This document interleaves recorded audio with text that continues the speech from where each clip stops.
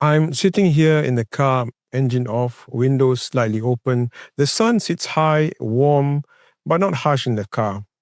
People are walking past, heading to the mosque, some chatting softly, others deep in their thoughts. In a few minutes, the call to prayer, the adhan, will echo through this car park, pulling us out of our daily routines and into a spirit of remembrance.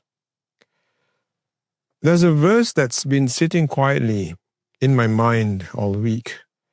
I heard it from a sheikh which I follow online from Surah Az-Zumar verse 62. Allah is the creator of all things and He is over all things, the disposer of affairs. This verse feels vast, like the entire universe is contained in that one single line.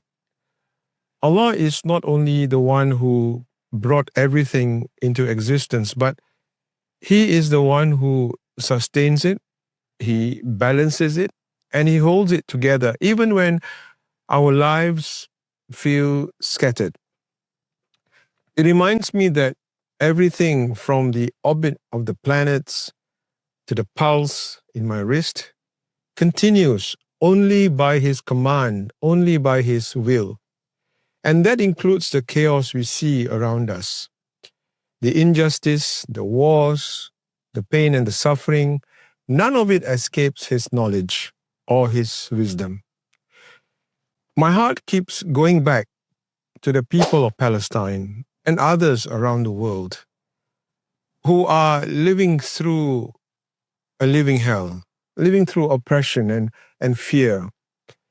Sometimes I feel helpless watching the violence unfold, the arrogance of power crushing the weak.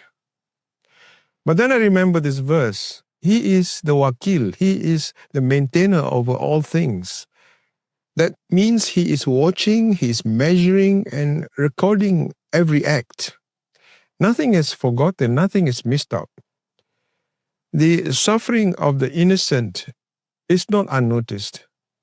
Their pain, their patience, their istiqamah, their sumud, their steadfastness, these are steps written on a path to Jannah.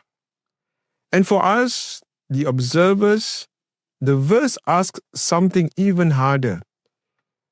To wake up, to see beyond politics and headlines, to feel, to act, to hold the mirror of truth to our own hearts and ask, where do I stand in this story? I'm reminded that imbalance in the world often reflects imbalance within us. The same greed that builds empires is the same greed that makes us cut corners in our own lives. The same silence that allows oppression abroad begins with silence in our own homes.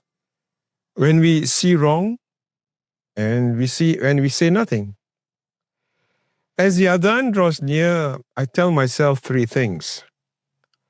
First, to trust Allah is the creator of all things. That includes the unseen path ahead of me.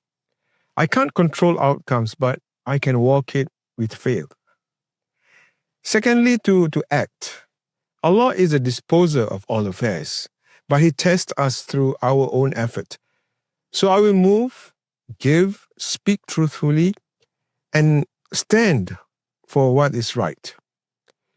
And third, to purify, tazkiyah. Because I cannot ask for justice outside if my own heart is unjust inside. Every small act of humility restores balance to the world. I know the day will come when all accounts are settled, when truth is laid bare, when the oppressed stand honored before their Lord. Until then, we walk and we strive. So I make this dua. O Allah, our guardian over all things, mend our hearts, make our steps firm upon truth, lift oppression from the oppressed in Palestine and everywhere. and guide us to wise and righteous action. The adhan will soon be called out, and I'll turn off this recording and I'll step out of the car and walk toward the masjid. I ask Allah to make this Jumu'ah a turning point for me, for us, for this world that's aching for balance once again.